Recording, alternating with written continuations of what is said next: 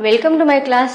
नमस्ते स्टूडेंट। बच्चों, हम कक्षा 8वीं की भारत खोज के इस पाठ्य पुस्तक का चैप्टर 3 पढ़ रहे हैं, जिसका शीर्षक है सिंधु घाटी सभ्यता। सिंधु घाटी सभ्यता इस पाठ का यह सेशन नंबर 2 है। इसके पहले भागों में हमने पढ़ा कि किस प्रकार हड़प्पा संस्कृति और मोहनजोदड़ो संस्कृति उस सिंधु घाटी सभ्यता को नाम गया। तो सिंधु घाटी सभ्यता का ही अर्थ क्या है? हड़प्पा संस्कृति या मोहनजोदड़ो संस्कृति। तो हमने देखा कि उस समय खंडरोह में जो अवशेष मिले थे इन नगरों के, उनके उस अवशेषों से हमें पता चलता है कि उस समय के जो लोग थे वह कैसे थे, आधुनिक और वैज्ञानिक दृष्टिकोण रखने वाले थे। और इसका प्रमाण क्या था कि उस समय की उन लोगों के नगरों की रचनाएं, कि किस प्रकार वह अपने स्वास्थ्य के, आरोग्य के बारे में वह सोचते थे, सतर्क रहते थे। कि उन्होंने उन नगरों की रचनाओं में हमने क्या देखा था कि उन्होंने स्नान गृह तथा जो नालियां थी वह किस प्रकार से बनाई थी।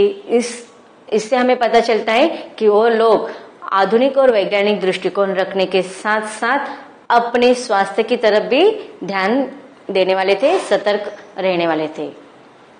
अब पढ़ते हैं पाठ के अगले परिच्छेदों को। आर्यों का आना। लेखक ने जो पाठ लिखा है वो अलग अलग भागों में लिखा है और उसको अलग अलग शीर्षक भी दिया है। कि शुरुआत के इसमें परिच्छेदों को क्या शीर्षक दिया था कि सभ्यता, सिंधु घाटी की सभ्यता।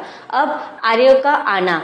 कौन थे ये आर्य, कहाँ से आए थे, इसका पता लेखक कहते कि किसी मतलब उसकी विशेष जानकारी या जो हमें जानकारी चाहिए थी वह नहीं मिलते। लेकिन इन आर्य जो जाति उस समय आई थी तथा उनके साथ साथ अन्य जातियां भी वहां पर आई और एक नई सभ्यता का शुरुआत उस समय हुई थी। सिंधु घाटी सभ्यता के ये लोग कौन थे और कहाँ से आए थे, इसका हमें अब भी पता नहीं है। यह संभावना भी है कि इनकी संस्कृति इसी देश की संस्कृति है। तो लेखक कह रहे हैं कि ये लोग कहाँ से आए थे, कब आए थे, कौन थे ये लोग, इसका पता तो हमें अब तक नहीं चला। लेकिन संभावना है कि यह जो आर्यों की जो संस्कृति थी वह भारत देश की ही संस्कृति थी। तो वह मूलतः भारत के ही रहवासी होंगे, ऐसे यहाँ पर लेखक की संभावना है। उसकी जड़ें और शाखाएं दक्षिण भारत में भी मिल सकती है। कुछ विद्वानों को इन लोगों और दक्षिण भारत की द्रविड़ जातियों एवं संस्कृति के बीच अनिवार्य समानता दिखाई पड़ती है। तो इतिहास के जो विद्वान होते हैं वह अनुमान लगाते हुए कहते हैं कि कुछ विद्वानों का मानना है कि आर्यों की जो संस्कृति है वह भारत में ही पाई जाती है, इसलिए वह भारत के ही रहवासी थे। तथा कुछ विद्वानों का यह मानना है कि दक्षिण भारत के जो द्रविड़ जातियां हैं, द्रविड़ जाति और आर्य जातियों की जो संस्कृति है, उन दोनों के संस्कृतियों में बहुत ही समानता दिखाई पड़ती है। यदि प्राचीन समय में कुछ लोग भारत में आए भी थे तो यह घटना मोहनजोदड़ो के उस समय से कई हजार वर्ष पहले घटी होगी। तो यहाँ पर लेखक क्या अनुमान लगा रहे हैं कि जो यह आर्य लोग आए थे भारत में तो वह कब आए होंगे। तो लेखक क्या कह रहे हैं कि भारत में जब ये लोग आए थे प्राचीन समय में, तो मोहनजोदड़ो के समय से कई हजार वर्ष पहले वह शायद भारत में आए होंगे। व्यावहारिक दृष्टि से हम उन्हें भारत के ही निवासी मान सकते हैं। तो इस प्रकार लेखक क्या कह रहे हैं कि व्यवहारिक दृष्टिकोण से अगर देखा जाए तो इन आर्यों को और द्रविड़ जातियों की जिनकी संस्कृति समान दिखाई देते हैं उन्हें हम भारत के ही रहवासी अर्थात निवासी मान सकते हैं। आगे के पैराग्राफ में लेखक कह रहे हैं कि सिंधु घाटी की सभ्यता के बारे में कुछ लोगों का कहना है कि उसका अंत अकस्मात किसी दुर्घटना से हो गया, जिसकी कोई व्याख्या नहीं मिलती। तो लेखक कहते हैं कि ऐसी जो आधुनिक वैज्ञानिक दृष्टिकोण रखने वाली जो सभ्यता थी उसका उसकी दुर्घटना कैसी हुई होगी, किस प्रकार वह नगर व्यवस्था यह सभ्यता नष्ट हो गई होगी। तो इसके पीछे लेखक कहते कि इसके तो इस सभ्यता की, सिंधु घाटी की सभ्यता की नष्ट होने के बहुत सारे कारण है। तो यहाँ पर लेखक एक ऐसी कोई दुर्घटना बता रहे हैं। अब हमने इतिहास में पढ़ा था कि जो हमारा प्राग ऐतिहासिक काल में जो मानवों की विकसित रूप में हम देखते हैं कि मानव ने जो अपना रहने का स्थान किया था, जंगलों के बाद वह नदियों के किनारे अधिकतर उन्होंने अपनी बस्तियां स्थापित की थी। तो उस समय कैसा होता था कि नदियों में अधिकतर बाढ़ आती रहती थी और इन संस्कृति की, इन सभ्यताओं की जो नगर रहते थे वह नदियों के किनारे पे ही रहते थे। इसलिए जब हमेशा नदियों में बाढ़ आने के वजह से भी इस संस्कृति का या सभ्यता का लोप हुआ होगा, या फिर आक्रमण, जो अन्य देशों के साथ युद्ध होते थे तो आक्रमणकारियों के आक्रमण के वजह से भी इस सभ्यता का नष्ट होने का अनुमान कुछ लोग लगाते हैं। तथा पर्यावरण में हमेशा बदलाव होता रहता था कि जैसे कि अकस्मात भूकंप होते थे, तथा पर्यावरण में उष्णता के वजह से, जैसे कि हमने देखा था कि भारत की सभ्यता या संस्कृति कृषि प्रधान थी। शुरुआत से ही भारत का जो व्यवसाय था वह कृषि प्रधान ही माना जाता है। लेकिन अन्य लोगों ने कहा है कि जब कृषि प्रधान उस व्यवसाय करने के साथ साथ उन खेती की भी नष्टता दिखाई देती है और नदी सूख जाने की वजह से या कृषि जो खेती सूख जाने की वजह से वहां पर रेगिस्तान सारे जगह पर छा गए। तो इस प्रकार सिंधु घाटी की सभ्यता के नष्ट होने के बहुत सारे कारणों का हम अनुमान लगा सकते हैं, लेकिन उसके नष्टता का, उसके ह्रास का कोई निश्चित कारण कोई बता नहीं सकता है। अकस्मात किसी ऐसी दुर्घटना से हो गया जिसकी कोई व्याख्या नहीं मिलती। सिंधु नदी अपनी भयंकर बाढ़ों के लिए प्रसिद्ध है, जो नगरों और गांवों को बहा ले जाती है। तो यहाँ पर लेखक क्या कह रहे हैं कि इस सभ्यता का नष्ट होने का कारण उस समय आने वाली भयंकर बाढ़ थी, जो नगरों और गांव को अपने साथ बहा ले जाती थी और उस नगर और गांव का वहां पर फिर विध्वंस हो जाता था, वह नष्ट हो जाती थी। यह भी संभव है कि मौसम के परिवर्तन से धीरे धीरे जमीन सूखती गई और खेतों पर रेगिस्तान छा गया। तो इस प्रकार लेखक ने बहुत सारे ऐसे नष्ट होने के कारण बताए हैं। मोहनजोदड़ो के खंडहर अपने आप में इस बात का प्रमाण है कि बालू की तह पर तह जमती गई, जिससे शहर की जमीन की सतह ऊंची उठती गई और नगरवासियों को मजबूर होकर पुरानी नींवों पर ऊंचाई पर मकाने बनाने पड़े। तो देखो उस समय का जो पर्यावरण था उसके अनुसार उन लोगों ने क्या किया था कि बालू के ऊपर बालू छाकर फिर रेगिस्तान बन गई थी। इसलिए अपने नगर की बचाव के लिए और अपने बचाव के लिए वो क्या करते थे, जमीन के बहुत ऊंचाई पर अपने नगरों को स्थापित कर रहे थे।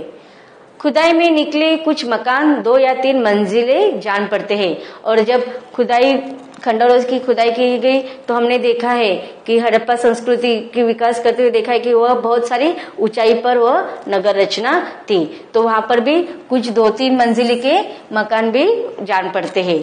वे इस बात का सबूत है कि सतह के ऊंचे उठने के कारण समय समय पर उनकी दीवारें भी ऊंची उठाई है।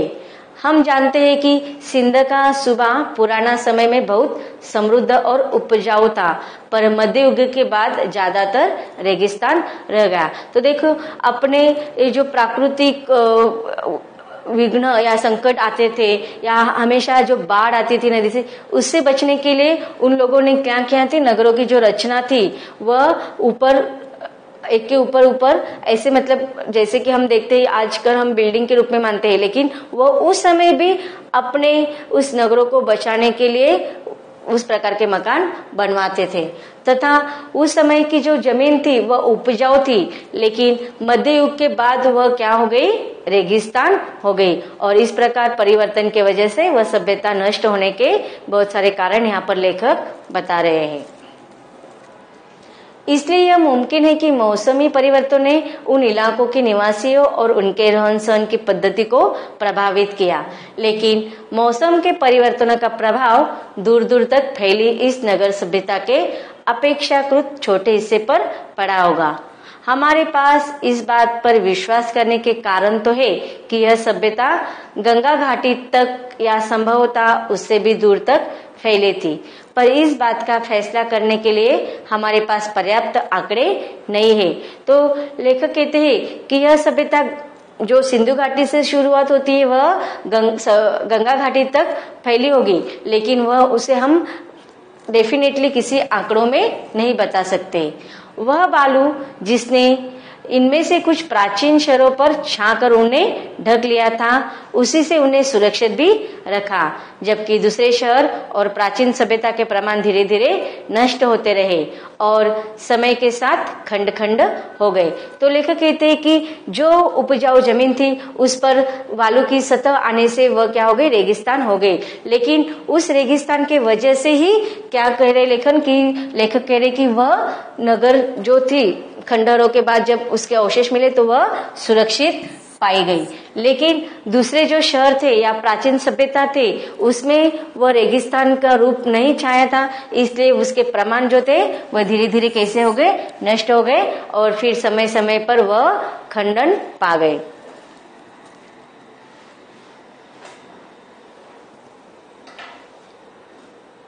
सिंधु घाटी सभ्यता और बाद के कालखंडों के बीच निरंतर संबंध के साथ ही इस सिलसिले के टूटने के या इसमें अंतराल के प्रमाण भी मिलते हैं।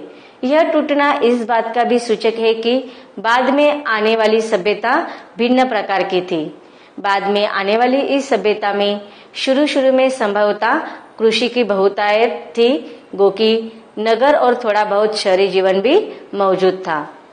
तो देखो लेखक कहते हैं कि इन खंडहरों के जो अवशेष थे उसको अगर हम जांचे या उसे बहुत सारे अनुमान लेखक लगा रहे हैं कि जो रेगिस्तान छाने की वजह से क्या हो गया, जब उसको उस रेगिस्तान को हमने क्या किया था, उसको खंडहर से उसको अवशेष के रूप में उसको अलगाया तो हमें वो संस्कृति वैसी की वैसी दिखाई दी।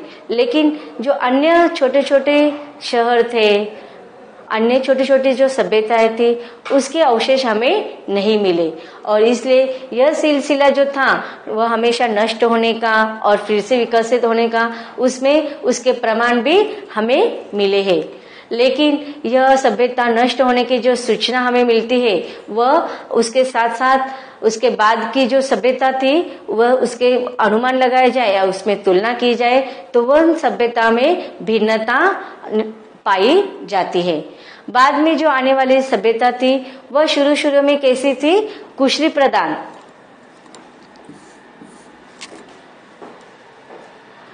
कृषि का अर्थ क्या होता है कि खेती का वहां पर विकास हुआ था और साथ साथ उन्होंने नगर और शहरों में अपने आधुनिक जीवन का भी अनुकरण कर लिया था। खेतिहर पक्ष पर जोर शायद उन नवाधुनिकों ने दिया था जो आर्य थे और उत्तर पश्चिमी दिशा से भारत में एक के बाद एक कई बार में आए। तो देखो आर्य के आने के बाद यहाँ पर नवागंतुक कहा गया है, मतलब जो नवागंतुक अर्थात अन्य देश से या अन्य शहरों से जो लोग आए थे शायद वो आर्य थे, उन्होंने क्या किया, खेती इस पक्ष पर जोर दिया और इस प्रकार एक के बाद एक संस्कृति का और विकास होता चला गया। ऐसा माना जाता है कि आर्यों का प्रवेश सिंधु घाटी के युग के लगभग 1000 वर्ष बाद हुआ और यह भी संभव है कि इनमें इतना बड़ा समय का अंतर न रहा हो और पश्चिमोत्तर दिशा से भारत में एक कबीले और जातियां समय समय पर आती रही हो। तो जिस प्रकार सिंधु घाटी के 1000 वर्ष के बाद इन आर्यों का या अन्य जातियों का, अन्य कबीलों का आने का सिलसिला शुरू रहा होगा। भारत में जज्बोती हो रही हो। सबसे पहला बड़ा सांस्कृतिक समन्वय और मेलजोल बाहर से आने वाले आर्यों और उन द्रविड़ जाति के लोगों के बीच हुआ जो संभवतः सिंधु घाटी सभ्यता के प्रतिनिधि थे। तो लेखक यहाँ पर कह रहे हैं कि सांस्कृतिक जो समन्वय या जो मेलजोल हुआ वो बाहर के आने वाले जातियों में प्रमुख आर्य और द्रविड़ जाति के लोग थे जो सिंधु घाटी के इस सभ्यता के प्रतिनिधित्व करते हैं। इसी समन्वय और मेलजोल से भारतीय जातियों और बुनियादी भारतीय संस्कृति का विकास हुआ। तो इस प्रकार अलग अलग जो जातियां एक साथ आ गए तो उनका समन्वय हो गया, मेलजोल से क्या हो गई, फिर भारतीय संस्कृति का विकास और भी बुनियादी तौर पर बढ़ने लगा और दोनों सभ्यताओं के तत्व साफ दिखाई पड़ते हैं। बाद के युगों में और बहुत सी जातियां आई, सबने अपना प्रभाव डाला और फिर यही घुल मिलकर रह गए। तो इस प्रकार अन्य जगह से बाद में धीरे धीरे बहुत सारी जातियां यहाँ पर आने लगी और इस सभ्यता में घुल मिलकर एक साथ रहने लगी। बाद के युगों में और भी बहुत सारी जातियां आई और सबने अपना प्रभाव डाला और इस प्रकार यह भारतीय आधुनिक सभ्यता और भी विकसित हो गई। अब देखते हैं इन पैराग्राफों में आए हुए कुछ कठिन शब्दों का अर्थ। शाखाएं, विभाग, अकस्मात, अचानक, समृद्ध, धनवान, अपेक्षाकृत, तुलना में, बहुतायत, अधिकतर, नवागुंतक, नया आने वाला, समन्वय, शामिल करना। प्रश्न देखते हैं। प्रश्न पहला है, आर्य कौन थे? उत्तर है, आर्य का व्यवहारिक रूप में भारत की संतान ही माना गया है, लेकिन ये लोग कौन थे, कहां से आए, इसके बारे में कुछ नहीं कहा जा सकता। अनुमानतः माना जाता है कि आर्यों का प्रवेश सिंधु घाटी युग के लगभग 1000 वर्ष बाद हुआ था। भारत की पश्चिमोत्तर दिशा से भारत में कबीले और जातियां समय समय पर आती रही और इनका मेल द्रविड़ जातियों से होता रहा। इन्हें ही आर्य माना गया है। तो इस प्रकार इन परिच्छेदों को हमने पढ़ लिया है। आगे के परिच्छेदों में लेखक कौन सी सभ्यता का किस प्रकार विकास हुआ इसका वर्णन कर रहे हैं, ये पढ़ेंगे इसके अगले भाग में।